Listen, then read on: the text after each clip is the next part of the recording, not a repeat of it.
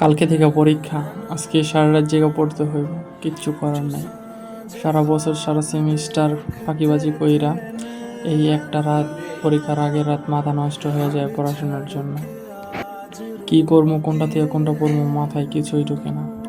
কিন্তু চোখ দিয়ে এদিক দিয়ে ঘুমে মাথায়ও কিছু ঢুকতে চায় না। এদিকে চোখে ঘুম, মনে অশান্তি ছটফট। কালকে পরীক্ষা, আজকে আমার পড়া শেষ করেই ঘুমাইতে হইব, কিচ্ছু যে করার নেই।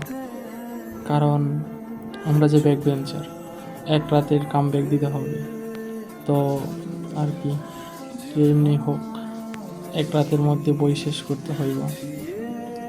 তো আস্তে আস্তে দেখি কতটুকু কাম ব্যাক দিতে পারি।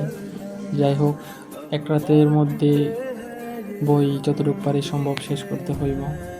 যাকে বলে ব্যাক বেঞ্চার, এক এক রাতের কামব্যাক। তো ব্যাক বেঞ্চার মূলত এক রাতেই মধ্যেই আর কি কামব্যাক দিয়ে থাকে। পরীক্ষার আগের রাত তাদের সবচেয়ে স্পেশাল মুহূর্ত। তাদের যতই চোখে ঘুম আসুক, যতই ক্ষুধা লাগুক, ওই একটা রাতেই, ওই একটা দিনই তাদের দিন রাত সব এক করে তারা কামব্যাক দেওয়ার জন্য প্রস্তুতি নেয়। সারা বছর প্রস্তুতি নিতে থাকে পড়াশোনার, কিন্তু প্রস্তুতির দিনটা আর আসে না, আসে ওই পরীক্ষার আগের রাত। তো যত যাই হয়ে যাক না কেন, তাদের পরীক্ষার আগের রাত ছাড়া পড়তে বসা অসম্ভব, পড়তে বসা মানে অসহ্যনীয় ব্যাপার। আর পরীক্ষার আগের রাত আসলেই তাদের যত কাজ, যাদের যত ঘুম, যতই ঘুম আসুক না কেন, সব হারাম হয়ে যায় ওই সময়। কারণ তাদের মাথায় একটাই টেনশন থাকে, পড়তে হইব, কালকে পরীক্ষা, বই শেষ করতে হইব, প্রচুর লেভেলের কামব্যাক দিতে হইব। কারণ আমরা যে ব্যাক বেঞ্চার।